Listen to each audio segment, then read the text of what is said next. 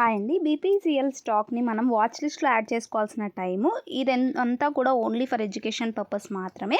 Monthly time ఫ్రేమ్‌లో మనం ఈ చార్ట్‌ని అనాలిసిస్ చేసినప్పుడు ఎగ్జాక్ట్‌గా ఇదే లెవెల్ మనకి అక్టోబర్ 1, 2024లో టచ్ అయింది. అండ్ అక్కడి నుంచి కూడా మనకి ఆల్ టైమ్ హై పాయింట్‌ని క్రాస్ చేయలేక రివర్సల్‌గా రీటెస్ట్ అయ్యింది. ఎగ్జాక్ట్ లెవెల్ 259 దగ్గర రీటెస్ట్ అయ్యి మొమెంటం అయితే స్టార్ట్ అయింది. అండ్ నవంబర్లో ఈ లెవెల్ని బ్రేక్ చేయడానికి రెడీగా ఉంది. సో ఇక్కడి నుంచి కూడా మనము అబ్జర్వేషన్ చేసినట్టయితే వీక్లీ టైం ఫ్రేమ్లో ఇది ఒక head and shoulders inverse head and shoulders ప్యాటర్న్ని మనం ఇక్కడ అబ్జర్వేషన్ అయితే చేయొచ్చు. అండ్ వాల్యూమ్స్ కూడా ఇంక్రీజ్ అవుతూ ఉన్నాయి. బట్ ఇక్కడ ఒక చిన్నది ఏంటి అంటే మనకి 374 టు అబవ్ అనేది క్యాండిల్ సస్టైన్ అవ్వాలి, అయ్యాక మాత్రమే ఎంట్రీ అనేది తీసుకోవాలి. వీక్లీ టైం ఫ్రేమ్లో ప్రస్తుతానికి మనకి బుల్లిష్ మొరబోజు క్యాండిల్ అయితే ఫామ్ అయింది.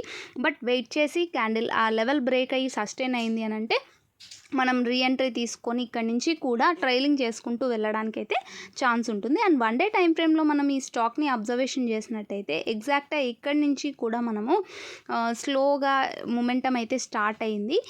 మనం ఇక్కడ చూడండి, ఈరోజు కూడా ఇంత మార్కెట్ నెగిటివ్గా ఉన్నా కానీ ఇది 1%, 1.5% ఇంక్రీజ్ అయితే అయింది. ఆర్ఎస్ఐ కూడా గుడ్ అండ్ వాల్యూమ్ కూడా బాగా ఉంది. కాబట్టి ఇది మీ వాచ్ లిస్ట్లో యాడ్ చేసి పెట్టుకొని అబ్జర్వేషన్ చేసి మీ ఓన్ అనాలిసిస్ చేసుకొని తర్వాత ఎంట్రీ తీసుకోండి. ఇది ఆప్షన్ ఎఫ్ఎన్ఓ స్టాక్ కాబట్టి ప్రతిరోజు కూడా హై మొమెంటం అనేది దీంట్లో ఉండదు. ఓన్లీ 10 to 15 పాయింట్స్ మొమెంటం అయితే ఉంటుంది. Thank you so much for watching my video.